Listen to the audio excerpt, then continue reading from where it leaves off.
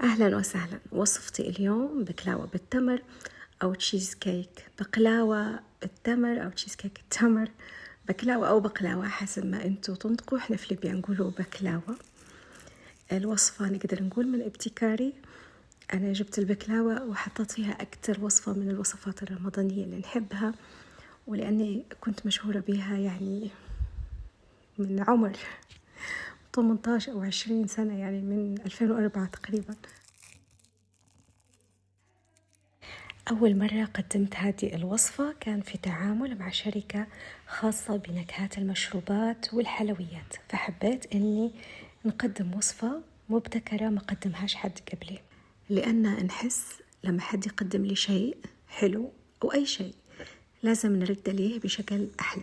والسنة حبيت نكرر معاكم الوصفة أيضا لأنها غنية بالنكهات العربية، مناسبة جدا للقهوة الرمضانية. تقدروا تعتبروها بقلاوة بالتمر أو بكريمة التمر، وتقدروا تعتبروها بقلاوة بتشيز كيك التمر. أكيد مش ملزمين تستخدموا نفس هذه النكهات. حتحتاجوا طاجين 18 إنش متحرك القاعدة، ورق زبدة نقص. ناخد ورقة الزبدة ونقصها بمقاس الطاجين بتاعي، وبعدين نطبقها على 2، بعدين نطبقها مرة تانية وثالثة، وبعدين نطبقها على شكل قرطاس، ونحط الراس بتاعها في منتصف الطاجين على أساس نبي ندير دائرة كبر قطر الطاجين بتاعي. أضمن إنه لو يلصق أو شيء.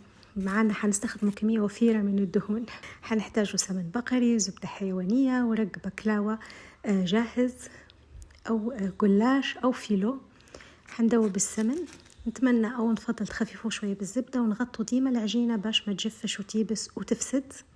ناخد ورقة واحدة من العجينة ونغطي الباقي. ندهن الورقة كويس بالخليط بتاع السمن اللي درناه، ونرجع نطبقها تاني، بس نتأكد انها مدهونة كويس.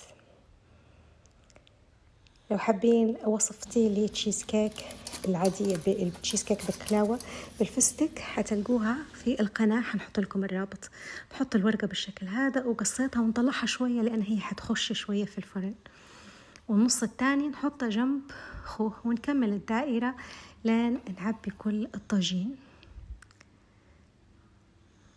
وتقدروا طبعا تديروا الورق أخف، تاخدوا الورقة نفسها تقسموها على 2، بعدين تطبقوها بدل ما تستخدموا الورقة على كبرها باش تجيكم طبقة البقلاوة أرق. ممكن تحطوا توا ورقة من النص، بس أنا حسيت إنها كفاية هلبة ورق بقلاوة.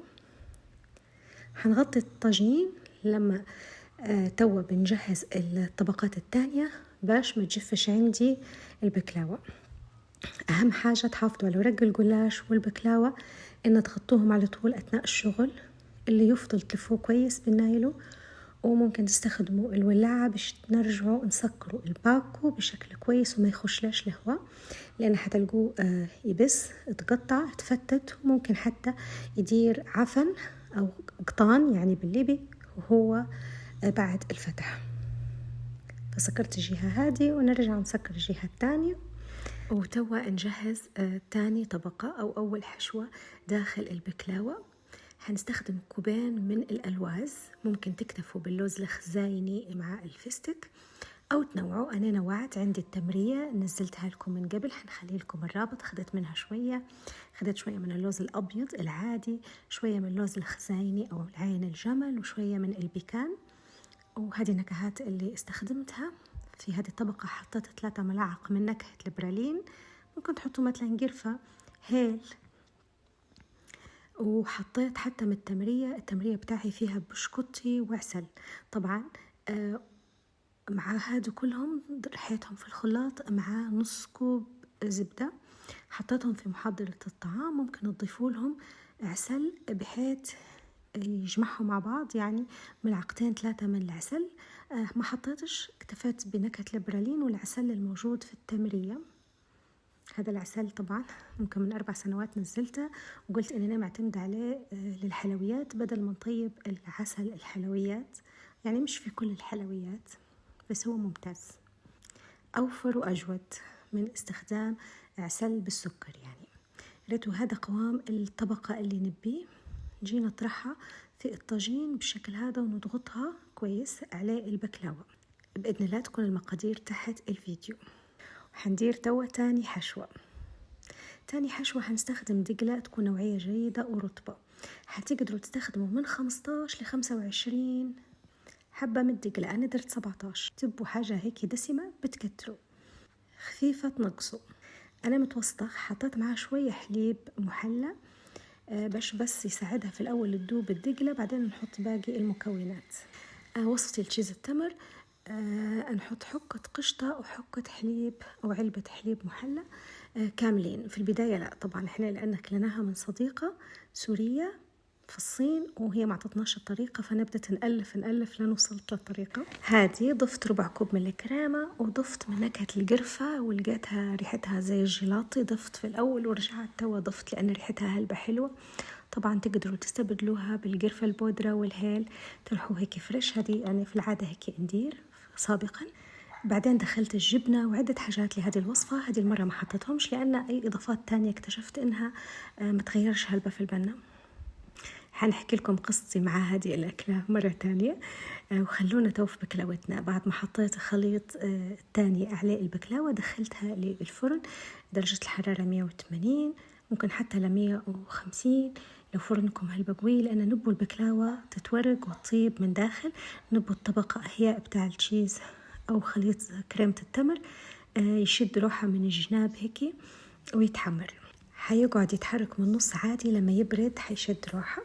وطيب التوفي ممكن تستغنوا عليه، ممكن تحطوا بداله كريمة اللوتس. حطيت السكر البني مع المية مع الزبدة، وحطيت من نكهة تيسير. هذه طبعا هذه إضافات النكهات زي ما قلت هي مش أساسية. أهم حاجة حطيت أنا فانيليا. هي الفيديو هذا يعني مش دعايات. حطيت العسل، المقادير حيكونوا تحت الفيديو. أهم شيء لما الكراميل كله يدوب نقدر نحركه كمية بسيطة توا لا بأس. لما إن احنا حركناه بالسباتولا الحرارية نضيف له الكريمة، لأن كمية بسيطة زي ما قلت يعني كل شيء هذا بسيط، فمش حيصير هلبة دخان وتكتلات وهيك. خليه على النار لين يرجع يشد روحه القوام بتاع التوفي. ووصلنا للمرحلة قبل الأخيرة، التزيين. باقي التمرية درتها كرات وغطستهم في الفستق الملحي. جهزت عدة التزيين وطلعت بكل سهولة طاجين البكلاوة أو البكلاوة من الطاجين. طبعا بما أن درنا التوفي حنسقوا به هو ونزينوا به البكلاوة. ممكن لو حابين ترشوا عسل على الورق،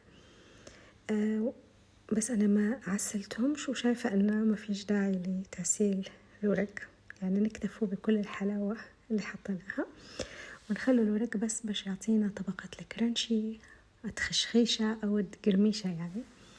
فزينت بكرات التمر، ترفل التمر، البيكان، اللوز الأبيض. ممكن هيك تعطوه من فوق رشة من الهيل الفريش.